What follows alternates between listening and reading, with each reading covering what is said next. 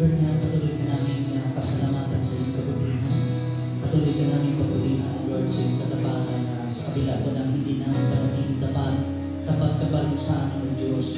At sa sandaling ito, Panginoon, patuloy kami naniniluhoy, patuloy kami namamagitan, Lord God, para po sa bansang ito. Dalangin namin, Lord, na patuloy kang magpadala ng mga maraming manggagawa sa iyong ubusan.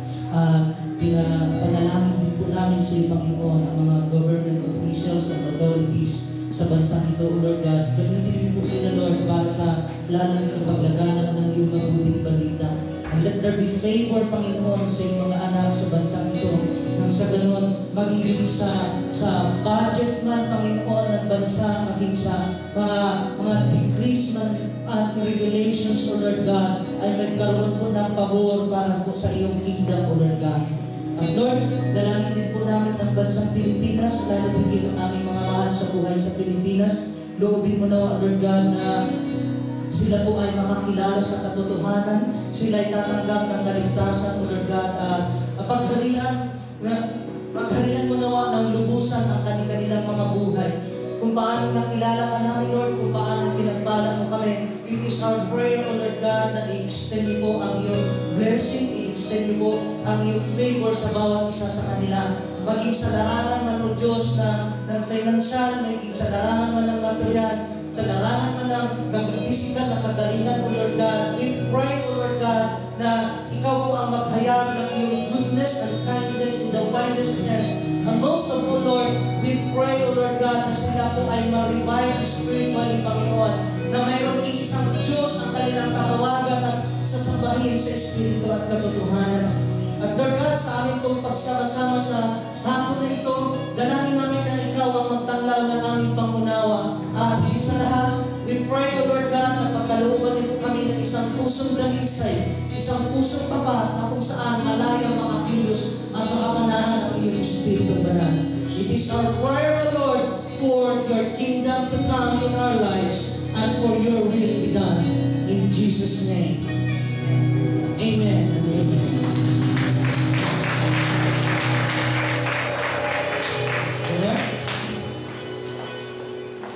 Buksan natin ang ating Bible sa Matthew chapter 3 verse 11.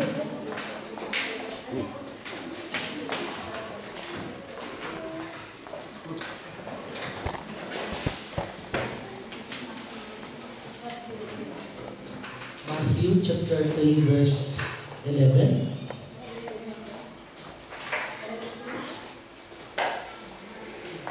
Tinagayahan ko po kayo tumayo ulit para sa pagkakasa ng salita ng Lord. Matthew chapter 3 verse 11. Andiyan na?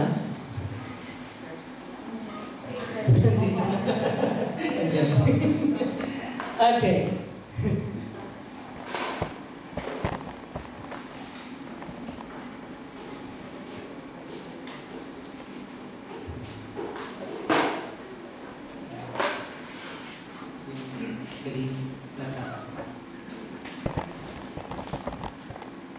Okay, Matthew chapter 3 verse 11. I indeed baptize you with water unto repentance, but he who is coming after me is mightier than I, whose sandals I am not worthy to carry. He will baptize you with the Holy Spirit and fire. Word of the Lord.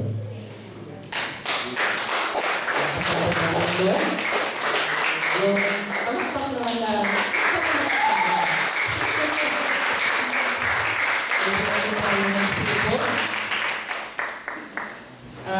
isang pinagpalang hapon po sa inyong lahat. Salamat sa mga sumagot. Gusto ko naman tuloy yung topic natin last Sunday. Ano nga yung topic natin last Sunday? Patungkol saan?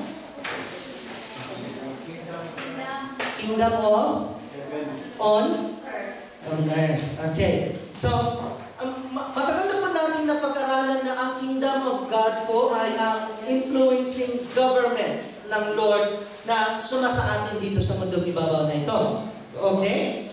After ng topic na ito, ini-expect ko po na masagot po natin ang katanungan na ito. Is water baptism necessary? Yes. Yes? Merong umiti lang. Yes. Ano ba talaga? Yes. Sino nagsasabing yes?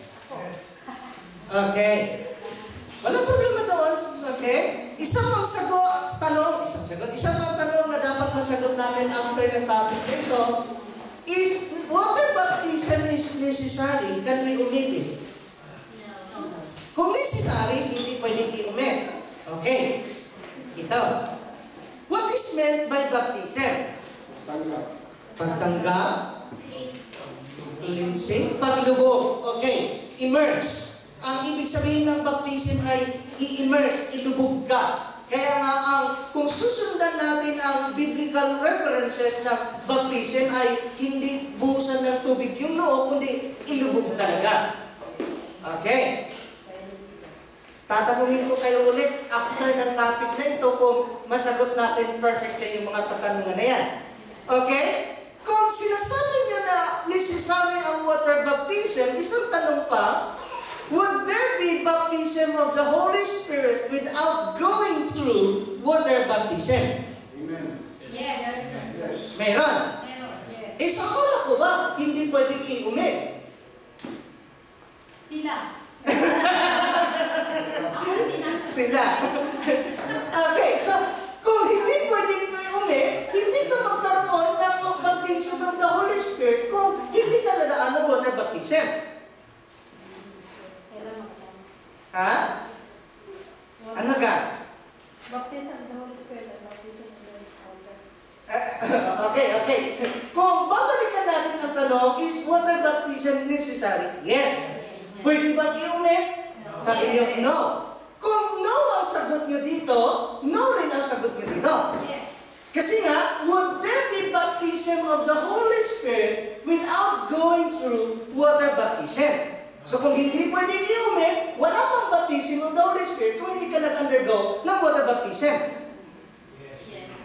Paano yan? Karamihan dito, hindi pa nag-undergo ng water baptism. Nangangahulugan ba? Hindi pa kayo tumanggap ng baptism of the Holy Spirit? No. Hindi. Tumanggap na ako ng Holy Spirit. Okay, pag-aralan natin yan. Okay, so, quick biblical references on water baptism or baptism. Una, sabi ng Acts chapter 8 verse 36, ito yung verse na kino-quote ni Pastor Woods na gusto ko rin i-quote sa inyo. Sabi ng Acts 8:36, now as they went down the road, they came to some water, and the eunuch said, see, here is water, what hinders me from being baptized? To cut the story short, ang eunuch na ito ay nagpabaptize sa tubig. Does it mean na nabaptize sa Holy Spirit? Nobody knows. Nobody knows. Yes. Kasi ang sabi lang ng Bible, he was baptized by water baptism. Okay, isa pa? Mark chapter 16 verse 16, he who believes and is baptized will be saved, but he who does not believe will be condemned. So kung hindi ka na nabaptize, hindi ka masave. Paano yung mga hindi nabaptize? Pastor, nabaptize na ako sa Catholic nung ako'y maliit ako. Nung maliit pa. Does it count? No. Mamaya titingnan natin yan. Hindi tayo ng Girl Scout. But titingnan natin mamaya. Hindi pa, wala pang alam yan. Wala pang alam. Okay, may point ka. Okay, isa pa. Acts chapter 2 verse 38. Then Peter said to them, repent and let every one of you be baptized in the name of Jesus Christ for the remission of sins, and you shall receive the gift of the Holy Ghost. So, ang pag-repent daw at ang pagiging baptized, isang bagay o dalawa? Isa. Sabi doon, repent ka and then be baptized. Yes. Hindi sinabi doon, kapag nag-repent ka, nag-baptize ka na. So, ang repentance, susi yun para ikaw ay mag-baptize. Prerequisite. Maliwanag. Ano daw ang tatanggapin mo pag nag-repent ka at nag-baptize? Ang sabi doon, gift of the Holy Spirit. Hindi sinabi na gifts. Ano ang kaibahan kapag sinabing gift of the Holy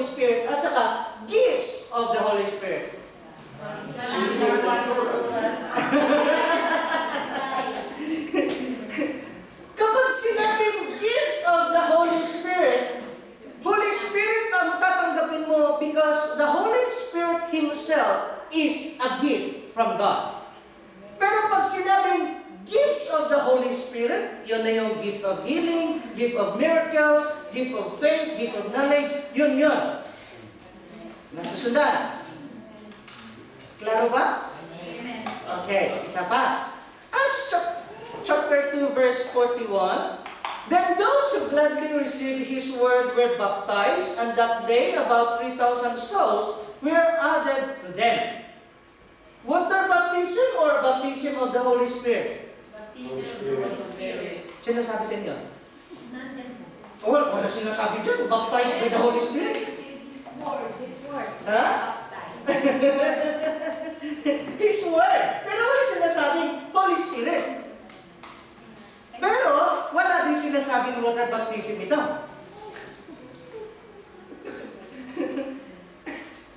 Mas nasundan niyo pa ba? Confusing ba or okay lang? Okay. Tuloy. Acts chapter 8 verse 14, kung sinasabi niyo na hindi pwedeng i-umit ang water baptism, walang baptism of the Holy Spirit kung walang water baptism. Tama?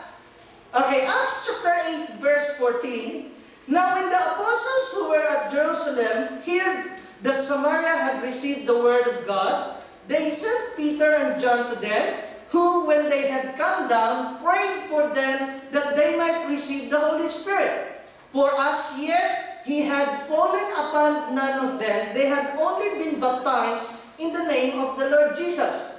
Then they laid hands on them, and they received the Holy Spirit. Walang lubugan. Walang lubugan, pero nabaptized. They received the Holy Spirit. So, kapag balikan natin yung tanong, pwede bang i-umit ang water baptism? Yes. Pwede.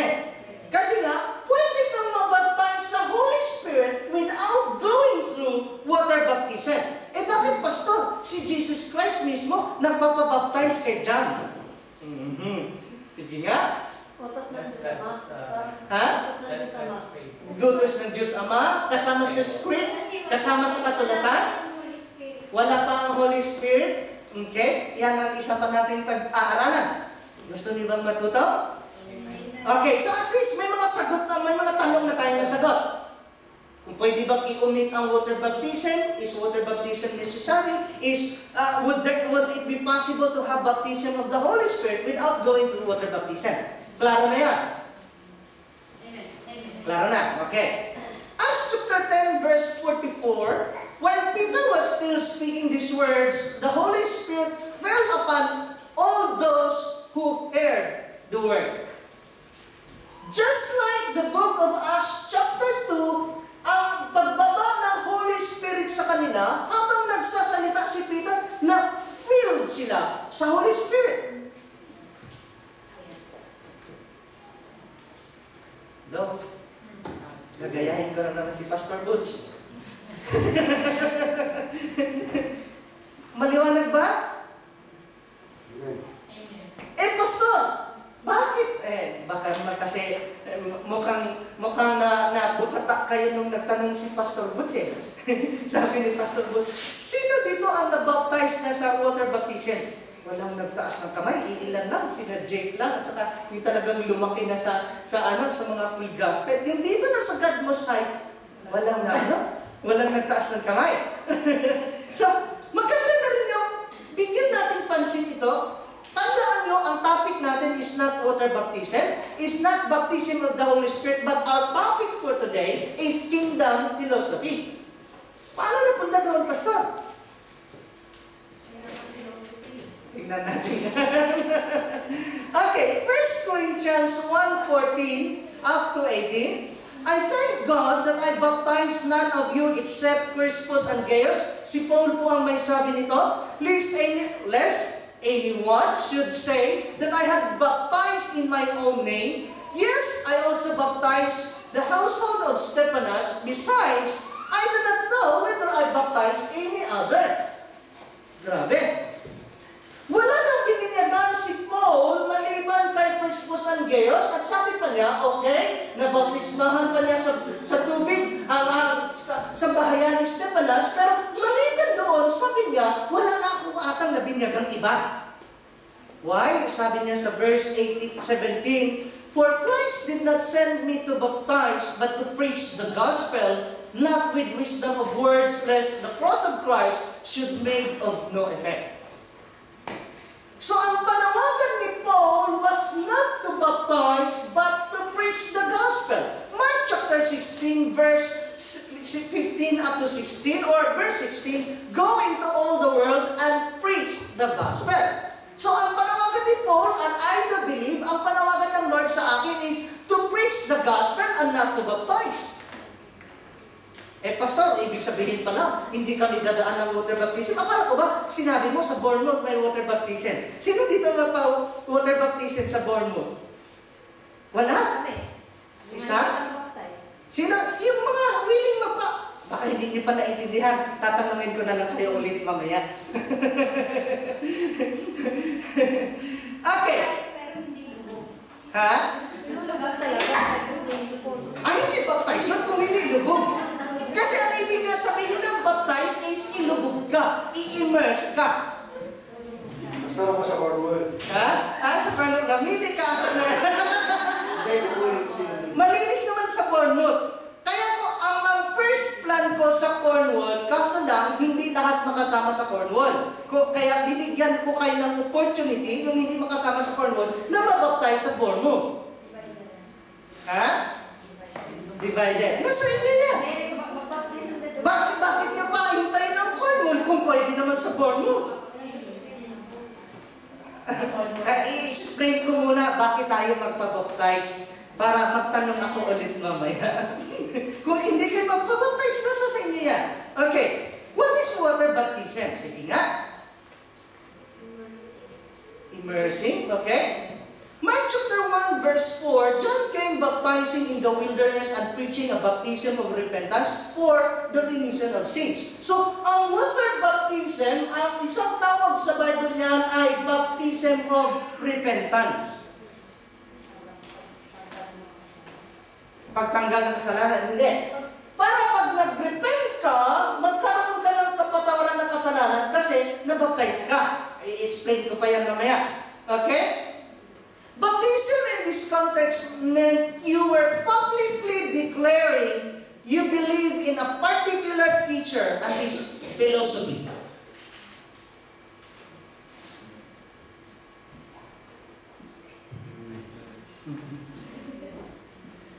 Ang baptism pala, especially sa water baptism na ginagawa ni John, is in this context meant you were publicly declaring you believe in a particular teacher and his philosophy. Kaya nga, anong tawag sa mga followers ni John? Bilang naman kayo, oh. Ha? No? Anong tawag sa followers ni John? Disciples of John! Di ba nabasa sa Bible? Sabi pa nga ng mga Pariseo, yung disciples ng Pharisees, yung disciples ni John, nagpa-fasting. Ang mga disciples mo, laging kumakain, parang dagagad mo sa'yo.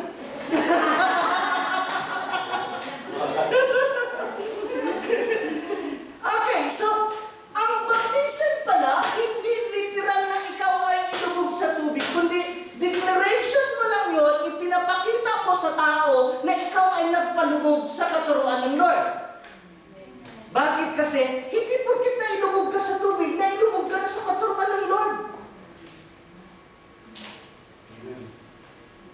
Amen? Okay, declaration mo yan. It is an outward act na ipinapakita mo sa tao na nagpapasakop ka, gusto mong mailubog sa katuruan, sa philosophy ng Lord, pero hindi lahat ng nailubog sa tubig ay nailubog ka sa katuruan at kalooban ng Diyos. Mayroon nga born again na babae, yung asawa niyang lalaki katoliko.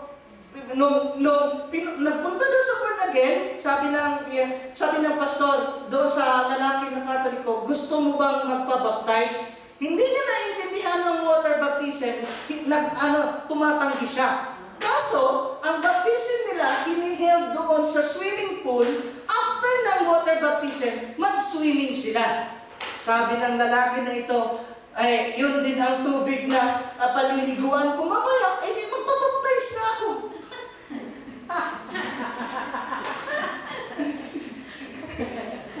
Sa tingin niya, nabaptize siya? Nabasa lang siya sa tubig. Nalulog siya sa tubig. Parang gusto nang sabihin, wala na rin akong lusot. Maliligo ako mamaya kasi nag-outing sila. Hindi naman Bournemouth yun. Swimming pool lang. Nag-outing sila, sabi niya, magpalubog na rin ako. Pero hindi niya naintindihan ang ibig sabihin ng baptism. Nasusunod. Pwede mong i-omit ang water baptism, pero kung hindi mo ikinakahiya at ipinangalandakan mo na nais mong mailubog sa katuruan ng Panginoong Hesus, why not? Yes. Amen? Okay, pastor, nabinyagan na ako nung ako'y maliit pa. Nasaan yung willingness mo doon na tumanggap ka ng katuruan ni Jesus nung wala ka pang kamuang-muang sa mundo? Nasusundan ba? Okay, i-explain ko pa yan. Our contemporary connotation of the word repentance doesn't really convey the message of John. Remember, ang water baptism na ginagawa ni John ay baptism of repentance. Ano nga ibig sabihin ng repentance? Pagbabalik or pagsisisi, medyo malawak, hindi tukoy. Ang tagal-tagal natin pinag-aralan ang repentance, hindi niyo pa alam? Pagbalik sa... No, walang nakaalala. My goodness. Isang taon na ako mahigit nangangaral ng kingdom ng Lord. Repent for the kingdom of God is at hand. Ngayon, walang nakaintindi kung anong ibig sabihin ng repentance. What a disgusting students you are. No? It's a change of what? Change of lifestyle or change of mind. Hallelujah tayo.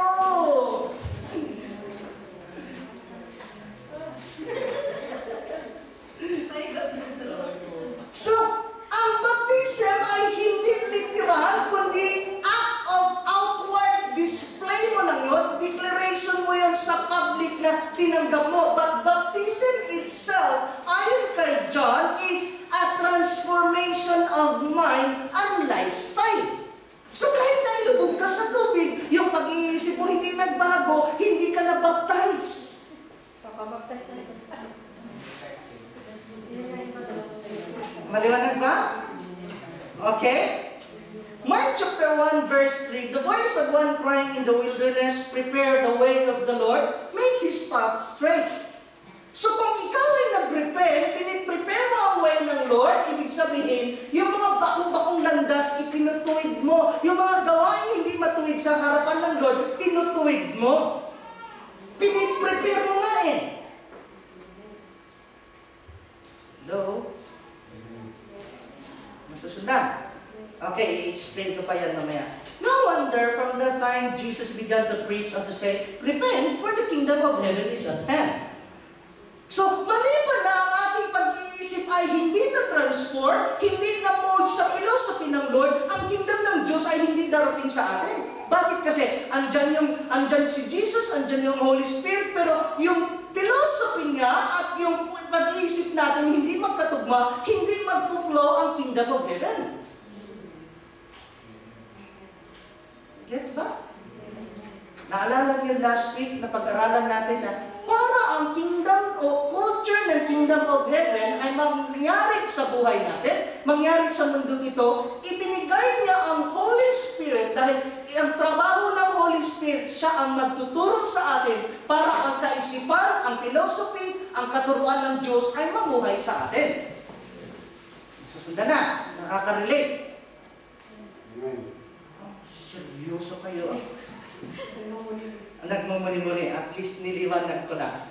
It simply means to change your mind, to reverse your way of thinking and acting. Kasi nga, bago nagkasalang si Adan, yung pag-iisip ni Adan at ni Eva noon, hindi na kailangan ng batas. Ando doon yung influensyado sila, bawat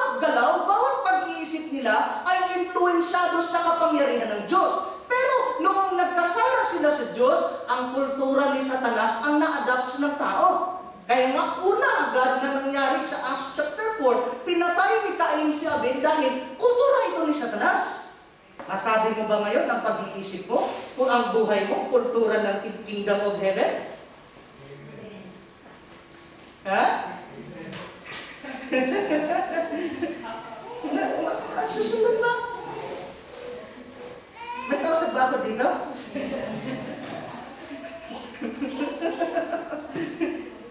Klaro ba? Klaro? Okay. When a person was baptized, he was signaling that he was changing his thinking and actions and aligning them with the views and life of the teacher he had committed himself to follow. Kaya nga, ang tawag noong mga nabautismuhan ni John the Baptist, at hanggang ngayon, mayroon pang church na Baptist Church, ang tawag doon ay Disciples of John. Bakit? Kasi nagpasakop ka para i-commit yung sarili mo na sundin yung itinuturo ng nag-baptize sa'yo.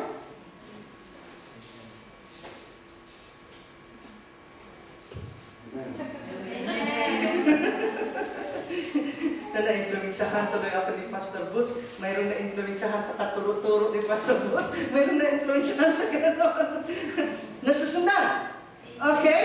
Hence, he is called a disciple or follower, disciple of John or disciple of Jesus. Yes. Okay. The Greek word we translate as disciples means learner or pupil. Ibig sabihin, kapag disciple ka ni John, disciple ka ni Jesus, nangangahulugan, nag-aaral ka sa itinuturo sa'yo ni John or ni Jesus. Ikaw ba'y nag-aaral sa katuruan ni Jesus? Yung pinag-aralan mo ba sila sa buhay mo? Magiging follower ka. Pero kung nag-aral ka lang, hindi mo sila sa buhay, hindi ka follower. Listener ka lang. Maaring believer ka, but not a follower. Ibang usapan yun. Pwede kang maging believer, pero hindi ka follower. Kaya pag tinatanong mo ang isang tao, anong religion mo? Christian. Roman Catholic. Pag tinatanong kaya, are you a disciple? Are you a follower? Siguro, mabubulagta din sila pag tinatanong ano. Okay. Disciples were personally trained by their masters in the master's philosophy and belief systems, perhaps traveling with them as they learned to think and act like their masters. The reason nagiging full-time, iniwan nila Peter yung kanilang hanap buhay ng mangisda kasi hindi lang sa classroom ang pagiging follower, kundi sa araw-araw na pamumuhay, natutunan nila paano magsalita, paano makipagsalamuhan si Jesus Christ. Amen ba? Kasi kung ang pakikinig mo lang sa katuruan ng Panginoong Hesus ay nasa church lang, wala kang nakikitang mga halimbawa, sa tingin niyo, strong yung foundation mo? Sabi nga nila, action speaks louder than words. Minsan, yung mga salita, madaling tumalsik o tumalbog, pero kapag nakita mo, sabi nila, experiences are the best learning with God. Yes? Okay, sana naman yung katahimikan nyo, makapagsabi mo kayo, ay, ganun pala yun. Hindi yung, seryoso si Pastor Ata. Okay, so why would Jesus be baptized in John's baptism? Ano sabi nga ni, sabi mo kanina? Utos ng Diyos Ama. Sabi ni, yan ang gusto, sabi ni Jaime, yun ang nakasulat. Ano yung sabi ni Ate Lisa kanina? Bakit kailangan magpabaptize si Jesus sa baptism ni John? Ano yung sagot mo? Nakalimutan mo na, hayaan mo na. Dahil wala pa ang Holy Spirit. Okay, sagutin natin yan. Matthew chapter 3 verse 1, in those days, John the Baptist came preaching in the wilderness of Judea and saying, repent, for the kingdom of heaven is at hand. Ang pinakamensahe ni John, repent, for the kingdom of heaven is at hand. Ano ang pinakamensahe ni Jesus?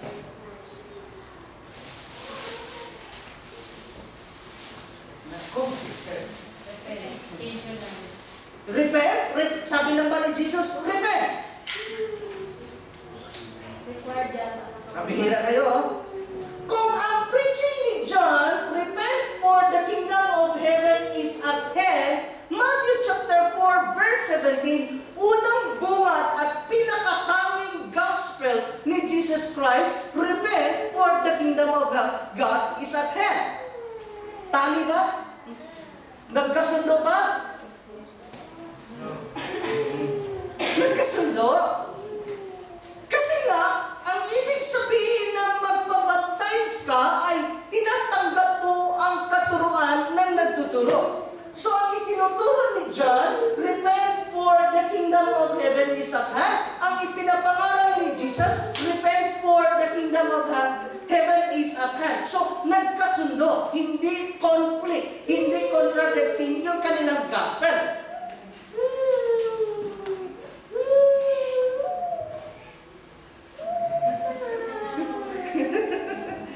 Gets ba? Okay. He did this to demonstrate to the people of the world that his teaching was not independent on John's or of John's. So, kung pinipreach ni John, repent for the kingdom of heaven is at hand, nagpabaptize lang si Jesus to demonstrate that to the people of the world that his teaching was not independent of John's.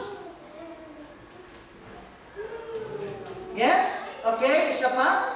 John was reluctant to act as teacher to the master. Siyempre. Nasusunod. Klaro. Okay? Jesus demonstrated to the world that he was aligned with the kingdom of heaven. He needed to be identified with it through baptism. Ay, kaya naman pala. Nasasagot ba?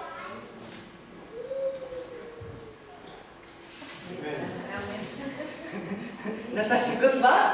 So, ulitin ko ha. Jesus demonstrated to the world that he was aligned with the kingdom of heaven. He needed to be identified with it through baptism. Kasi ang pagbabaptize nga ay ang pagpapasakop para ikaw ay turuan sa philosophy ng teacher. So, tinanggap ni Jesus ang katuruan ni John dahil ang katuruan ni John walang iba kundi about sa kingdom of heaven. Yes? Parang ang gustong sabihin ni Jesus, ang preaching ko, hindi kaiba sa preaching ni John about the kingdom of heaven. For me to be a good leader, to be a good preacher of the kingdom of heaven, I must submit myself into it. Pag hindi pa naintindihan, iwan ko na lang. Klaro na? May tao ba? Klaro na?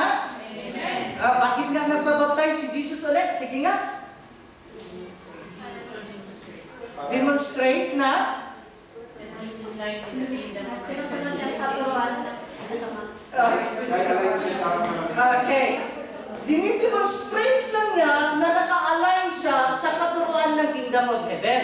Bago siya magturo ng Kingdom of Heaven, dapat siya muna nasakop ng Kingdom of Heaven. Remember that Jesus Christ was 100% human being and 100% God.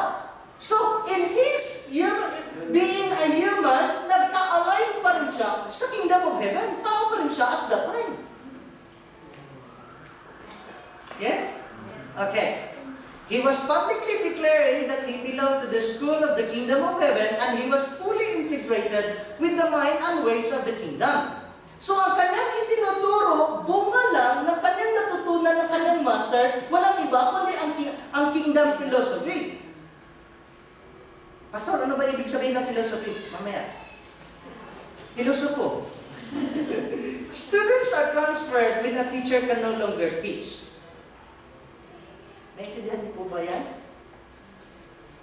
Kung ang teacher daw, hindi na nakakapagturo, kung sino yung pinakamagaling sa estudyante, yun yung mag-take over. Dahil si Jesus Christ ay nagiging estudyante ni John, nung kapos na naituro si John, kasi si Jesus Jesus naman ang master, yung estudyante niya nag-take over.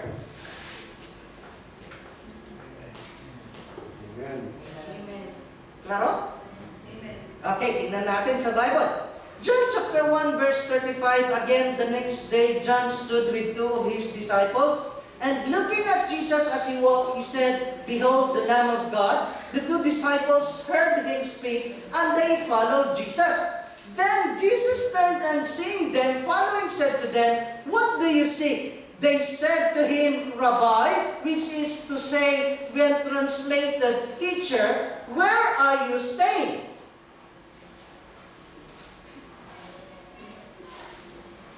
Pastor, nasaan ang coin? Hindi ko makita ang coin. Nasa loob ang coin. Ulitin ko. Kapag ang isang okay, nasa kabila. Kapag ang teacher, wala nang maituro, ang magti-take over yung the best student. Hello? Halimbawa na lang. Dumating yung time, hindi kasi busy ako sa patatrabaho ko, hindi ako nag-aaral. Kung wala na akong maituro sa inyo, yung pinakamagaling na magturo sa inyo, yun na ang tatayo dito. Sana nga, darating yun Hindi ko sinasabing sana, wala na akong matutunan. Ay, ibig sabihin, sana nga, may makapagturo na kasama ko. Okay. So, na-transfer yung katuruan, ibig sabihin, okay? Jesus has to be a part of John's school in order to take over leadership of it. Dahil yung katuruan niya, hindi bagong katuruan, kundi katuruan ni John, may karapatan siya ngayong mangaral kasi siya yung the best student ni John. Kalimutan niyo atang pumalakpak.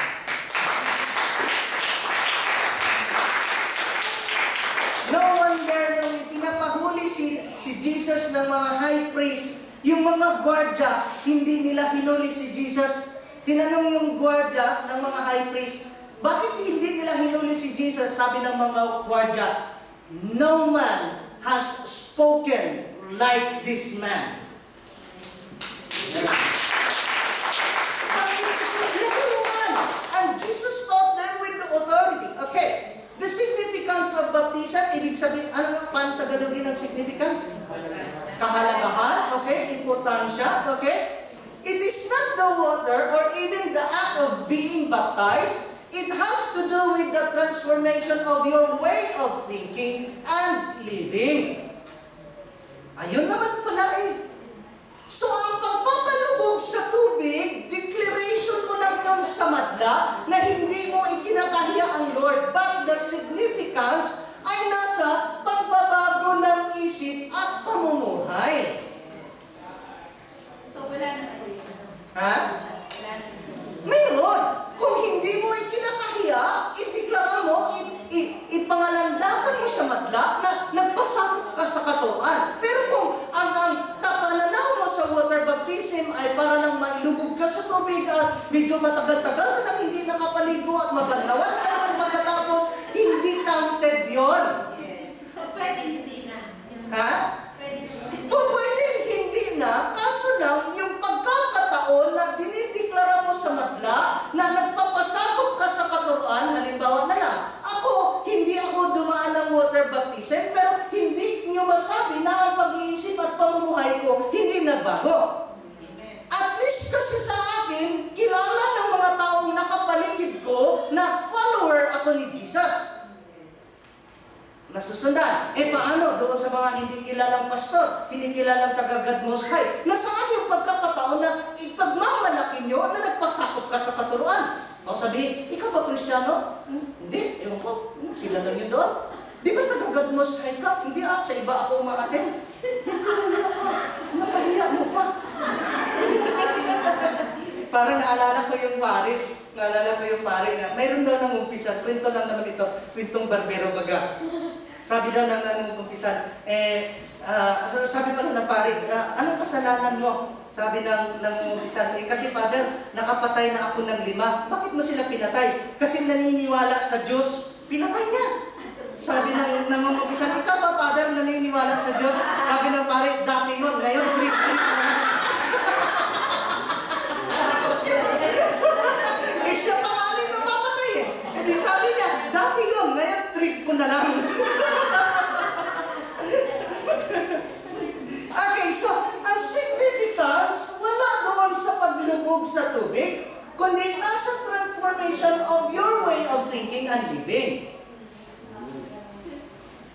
Klaro na? Okay. When you are baptized in the name of your master teacher, you are saying you are choosing him above every other available teacher or philosopher. Hello? Kasi nga, once na ikaw ay nagpapaturo at sinusunod mo yung katuruan, nagiging disciple ka, nagiging follower ka. So kung ikaw ay nagpabaptize, dapat you are saying, you choose him above every other available teacher or philosopher. Hindi ka follower ni Manalo, hindi ka follower ni Dating Daan, hindi ka follower ni kung kani-kanino, at never na naging follower ko kayo kasi wala akong sariling katuruan, kundi katuruan ng ating Panginoong Hesus. At gusto kong sabihin sa inyo, hindi ko kayo mga tupa. Wala akong tupa. Tupa kayo ng Panginoong Hesus. Kaya pag may umalis sa church na ito, sorry na lang, mabanggit ko lang. Pag may umalis sa church na ito, nalulungkot ako, but not that much because ang paniniwala ko, hindi ko kayo tupa. Hindi ako nawawalan. No? Pero hindi yan nangangahulugan, hindi ko kayo pinahalagahan.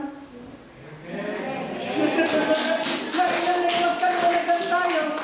Lalo na kung lumipat ng ibang church because we are of the same kingdom. Amen ba? Okay. You are going to be associated with Jesus so that people will see you.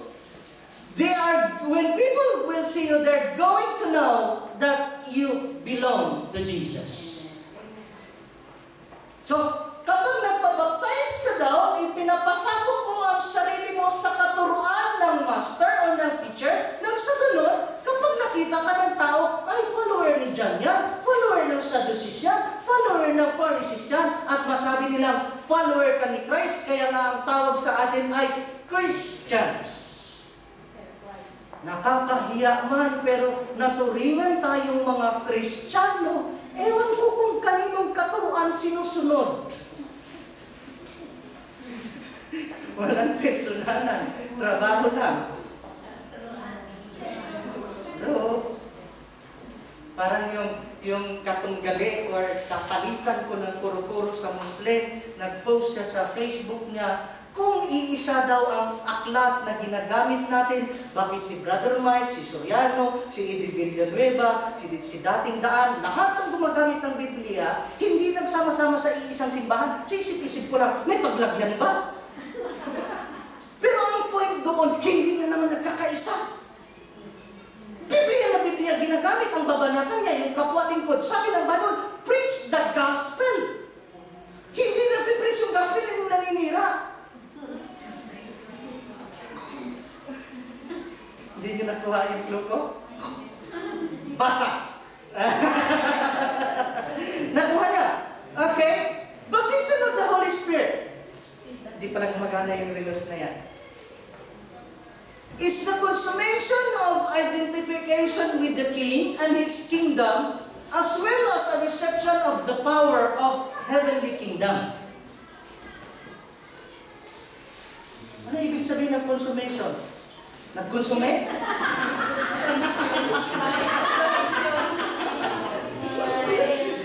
Ha? Kasi nga, ang baptism of the Holy Spirit is the consummation of identification with the King. Ang ibig sabihin ng consummation ay desired end, ultimate goal, completion. So kapag sinasabing baptism of the Holy Spirit is the desired end, the completion, the end goal of identification with the King and His kingdom. Namangahulugan, kapag nagbaptize ka sa Holy Spirit, you will be fully identified with the King and His kingdom. You belong into His kingdom. Okay? Hindi ko dinideny, hindi ko isinantabi that when you will be baptized with the Holy Spirit, first manifestation or initial manifestation manifestation, you will be speaking with different kinds of tongues. Pastor, wala pa atang nagtatangs dito, nalantad yung gift? Nangangahulugan ba? Walang nabaptize? Teka, linawin natin ito. Naintindihan niyo ba ang gift of tongues or different tongues? Kasi, sa Acts chapter 2, when the Holy Spirit came upon them, ang unang manifestation, they were speaking in tongues. Ano yung tongues, Pastor? Hindi ko nga rin maintindihan yun eh. Pero ang alam ko sa tongues, hindi ka nagdadrama. Initial manifestation lang yun na nabaptize ka sa Holy Spirit. But, ang baptism of the Holy Spirit, ang desired end, ang complete goal, or ang go-end noon is na-identified with the King and His kingdom ka. Hindi porket tuwing nagpe-prayer meeting, nagtatangs ka, nabaptize ka sa Holy Spirit, tapos ang bibig mo, chismosa naman. Hallelujah ka. Wala akong pinapatamaan, pero ganyan ang ibig sabihin na nagkaroon ng completion, nagkaroon ng end goal na identified with the King and His kingdom ka. Yun bang masabing, ayan, grabe ang Holy Spirit dyan. Kasi kahit anong gawin mong paninira, hindi man lang nagsalita. Siraan niyo ako, nagsasalita pa ako. Hindi ko sinasabing fully or perfect ako. Pero yan ang ibig sabihin ng baptism of the Holy Spirit. Hello? Topic pala natin ay kingdom philosophy. Nasusundan ba? Makakasap naman niya ito. Maliwanag ba? Okay, so nagiging identified with the King and His kingdom ka, as well as reception of the power of the heavenly kingdom. Dito na papasok yung ikaw ay magkaroon ng gifts of the Holy Spirit, ikaw ay magkaroon ng fruit of the Holy Spirit. Another topic natin yan. Pastor, akala ko ba itatopic mo fasting? Bakit? Di pa kayo marunong mag-fasting? Ayan yun, darating din tayo sa fasting. Baka akala nyo nakalimutan ko. Gusto ko lang kasing magkaroon ng sequence. Okay. The Holy Spirit is the personification of the heavenly government. Dapat pala, kung ang Holy Spirit personification, siya yung naglalarawan, ang personality ng God the Father ay ipinapakita ng Holy Spirit. So, kapag ikaw ay baptized sa Holy Spirit, naging kagaya ka ng Holy Spirit. Ano ba yung... Nasusundan ba? Parang bigat na hapakan ng pastor. Gusto niyo ba ma-feel ng Holy Spirit? Yes. Amen? Okay. You are immersed in kingdom philosophy and lifestyle that it has total influence over your thoughts and actions. Sino nakakalam ng Achilles heel? Siguro alam mo ano? Achilles heel. Hindi nyo alam yung Achilles heel? Parang hindi kayo nanonood ng Troy. Ha? Pambihira naman kayo? Achilles heel. Yung heel ba ng Achilles? Ano nangyari? Bakit tinatablaan yung heel ni Achilles? Kasi hindi na ilabog yun sa tubig. Okay.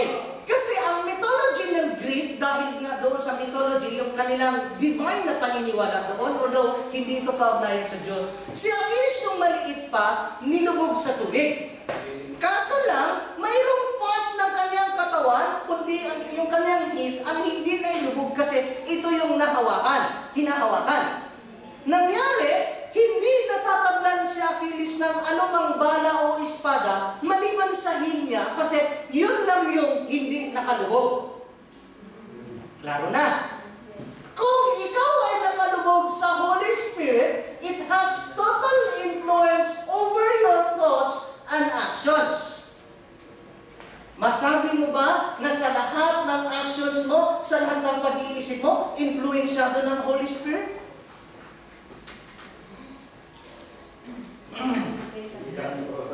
Hindi lahat ng oras.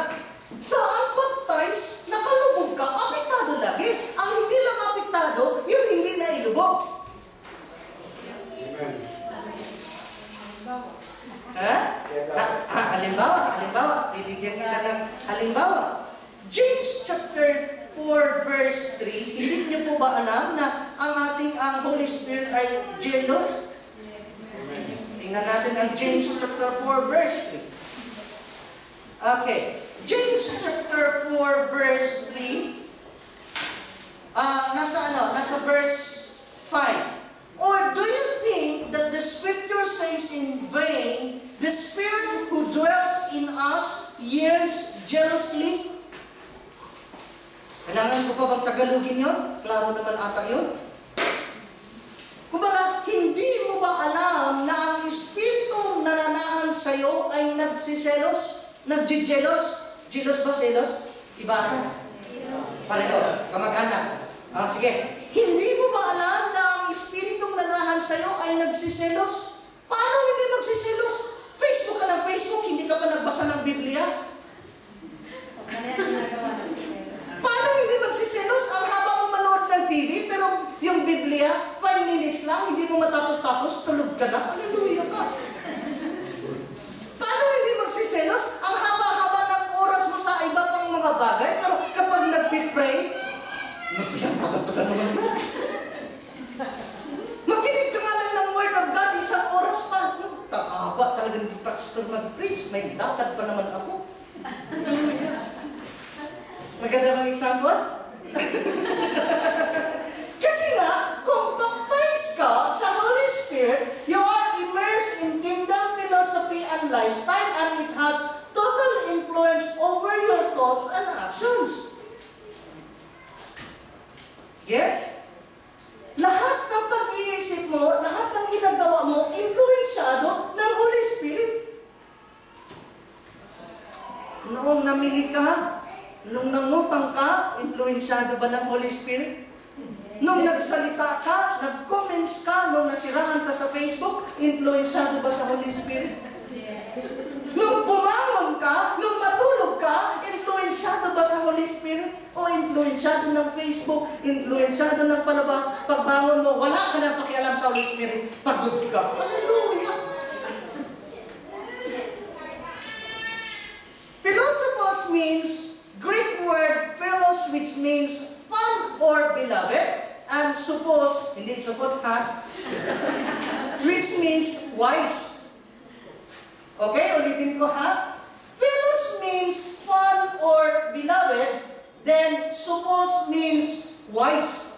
So philosophy means fondness for a love of wise things. So, nung tinanggap mo ang philosophy ni Jesus Christ, nagiging fun mo, nagiging kinagigiliwan at minahal mo ang mga katuruan ng Panginoon.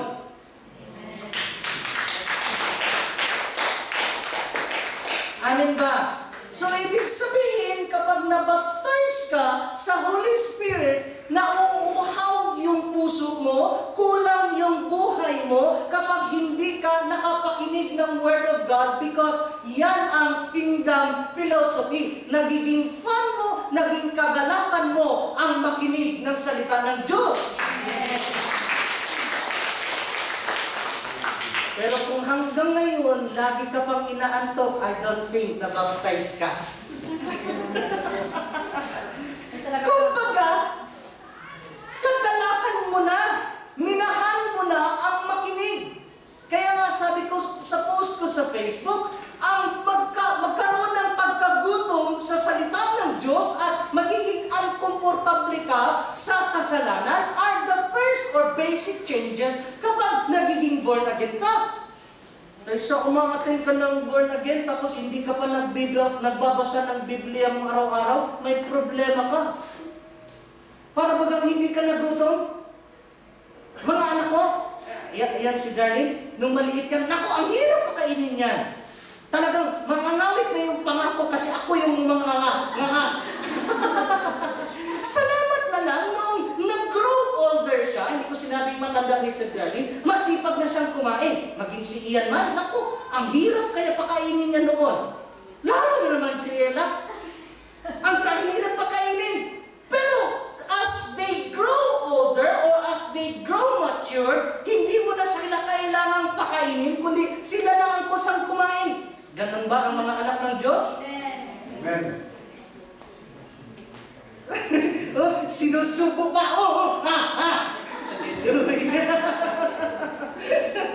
Nakukuha niya? Okay. Disciples of kingdom philosophy are to fall in love with the mind and will of the king so that his mind become theirs and their action mirror his.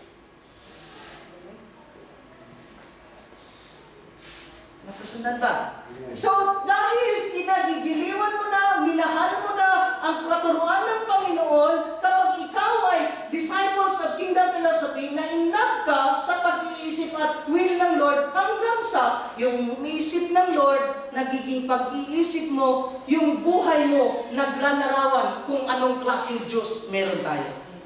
Kaya nga, sabi na ito yung sila na-quote ni Brother Val, 2 Corinthians chapter 3, verse 18, we are transformed from image to image, from glory to glory, hanggang sa maging kamukha at kalarawan tayo sa kabanalan ng ating Panginoon. So, the more pala na nagiging follower tayo ni Christ, the more na naging kagaya niya tayo. Hindi yung the more na or tumatagal ka sa gawain ng Lord, sumusungit ka or nagkakasungay ka, hallelujah ka. Amin ba? Kasi nga, yung pag-iisip niya, naging pag-iisip natin, yung pamumuhay natin, naglalarawan kung anong meron siya. We are created in His own image and likeness. Yes. Tingin-tingin ako doon. Okay.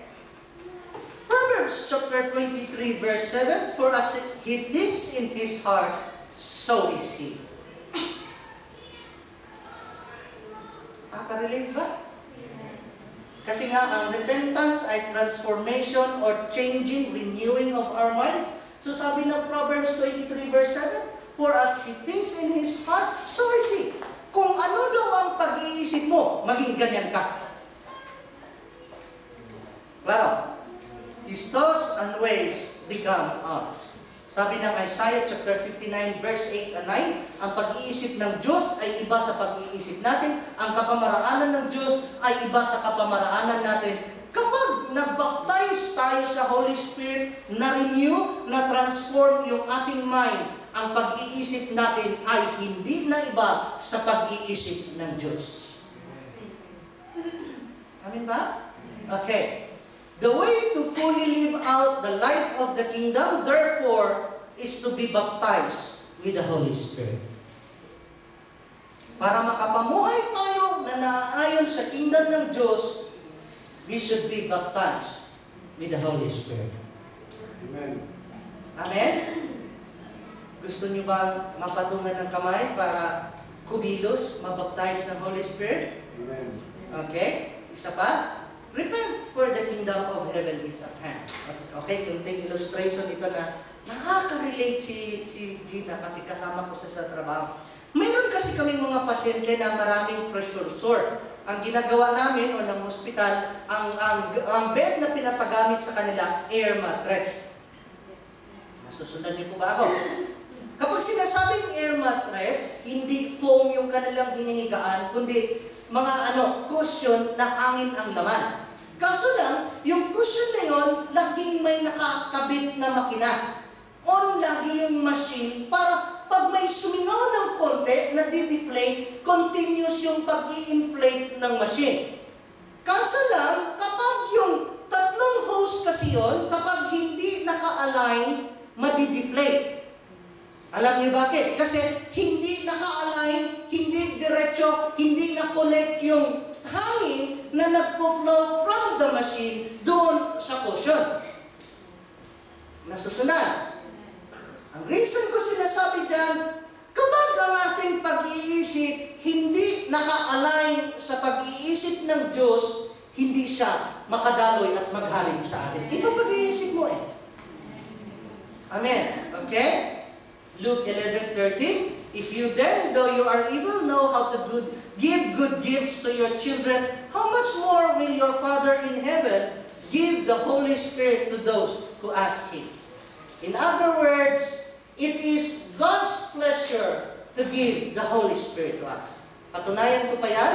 Luke 12:32, do not fear, little flock, for it is your Father's good pleasure to you to give you the kingdom. Why? Because the Holy Spirit signifies or symbolizes the kingdom of God.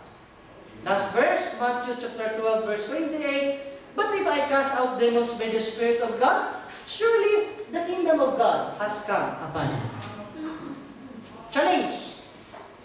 Is water baptism necessary? Ang labo pa rin. Amen. Amen.